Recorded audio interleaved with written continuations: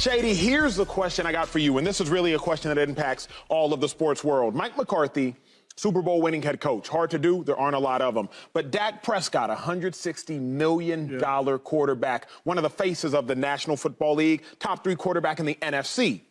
Who's under more pressure this year, McCarthy or Dak? It's got to be McCarthy. I mean, Dak cannot do no wrong. No matter what game he blows and they lose, it don't matter. That's the truth of it. I mean, he's playing in his third year of his fourth. It's the third year in his fourth year of his contract, $160 million deal, right?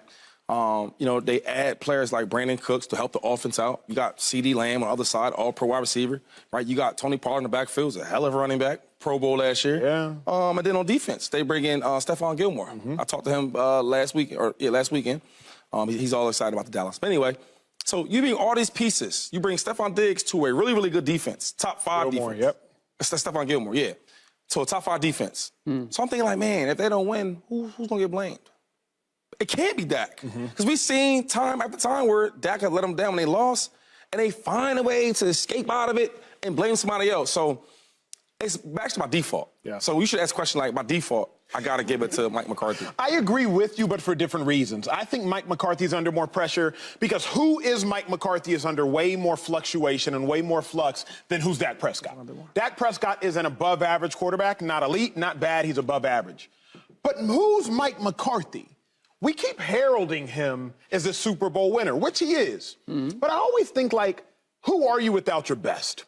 Like, what's so fascinating about the Heat, and we'll talk about them a lot, Eric Spoelstra, even without LeBron James and Dwayne Wade, has gone to the finals twice in the last 4 years. So it's not like he was exclusively dependent upon LeBron James to get to the finals.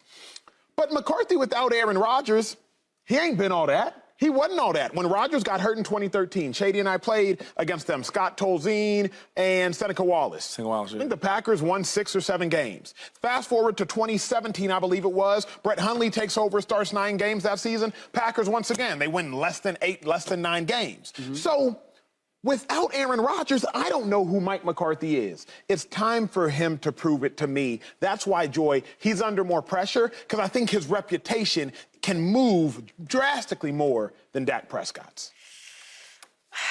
It's Jerry, though. Plus, we did see a little time without Dak Prescott this year. We did. Rush hour. It looked pretty good to me. They weren't too shabby.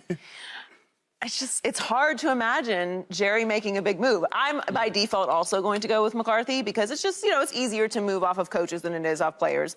Now, that being said, if they don't extend Dak Prescott, his guaranteed money runs up after the season. Yeah. So if they decide to wait on that, they could technically move off of both of them at the end of the season. Now, to who and to what, I don't anticipate that happening. I think they'll extend him to spread the money out. But Jerry's a very loyal guy when it comes to coaches, even if he's not quite sure about McCarthy, which he's made quite public. It's just hard. He's stuck with Garrett forever. Yep. Oh, what, 10 years or so? He was the head coach's 10 years. Yeah. He was with the organization for like 20. So Jerry's just not a guy that does that. Even with players, he's very loyal. Yeah. So I don't think either of them are actually like in the hot seat or have that much pressure. But if I have to pick one, I'll go with McCarthy. And they moved off of Kellen Moore, and he's calling plays now. The last time he called plays, they were 8-11-1 his last 20 games, and that was with Aaron Rodgers. So there is a little bit more of space to pin blame on Mike McCarthy now that he has taken over that role. But it's still Jerry. So there's who will have more pressure, and then there's who should have more pressure. Okay. And to me, the more interesting one is who should. And it's Dak Prescott. To your point, I hear you about what Mike did and didn't do, and the general feeling is the Green Bay Packers and Mike didn't do enough with Aaron Rodgers in Green Bay. Yep. But I'm looking at what he did with Cooper Rush, small sample size, 5-1 with the Dallas Cowboys over the last 2 years. A very strong case could be made that the combination of the contract and Dak's inability to close the deal in certain situations is what has hamstrung the Dallas Cowboys from going to the next step.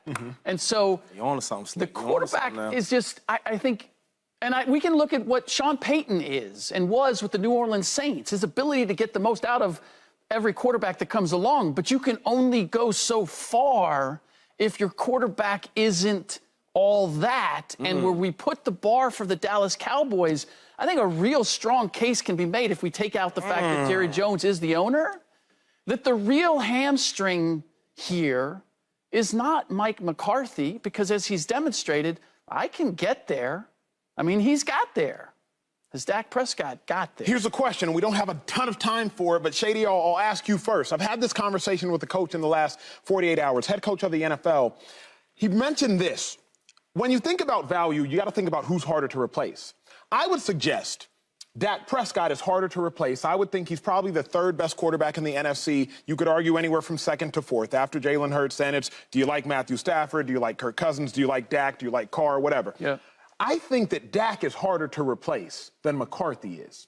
So if one has to go, if one's under more pressure, that's why I go McCarthy. Because for all the shortcomings Dak has, it's harder to find a second-best quarterback in the division than it is to find another Mike McCarthy. But you break it down. You won 2 Super Bowls. I disagree. And I'm going to say this.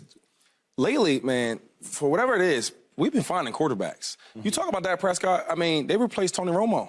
Yeah. That was hard to do. The Eagles, at one point in time, Carson Wentz was the real deal. Yes, sir. I remember watching him like, dang, I wish I played with him. He was the real deal. They replaced him like this and got better. True. Even the Giants, I hate to even say this, right? Depending on who the coach is, you know, I mean, McCarthy's been around some good players. But Daniel Jones, like, Eli left, oh, will we ever find another? That quick. It took some time, the right situation. But now we actually talk about Danny Dimes as if he's a solid, competitive quarterback. Yeah. So as much as you want to think about that, let's just think for sure. Like, I don't know. I think we could place Dak. And then for the real quick last part, when you look at the team, he's surrounded by some dudes, bro. Yes, absolutely. On offense and on defense. Yes, sir. So, I mean, as much as you want to say replace, listen, I can go out and do that. Let me take off this drink. I go out there and do that right now. Keep the suit on, Shady. You know what I mean? Give me number 4 and watch me throw it deep. Keep the suit on, because I desperately... I see you, CD. I desperately need you for the upcoming Great sack, Michael Parsons. I see you. Subscribe here to get the latest from Speak, and go watch a few segments from our other shows on FS1.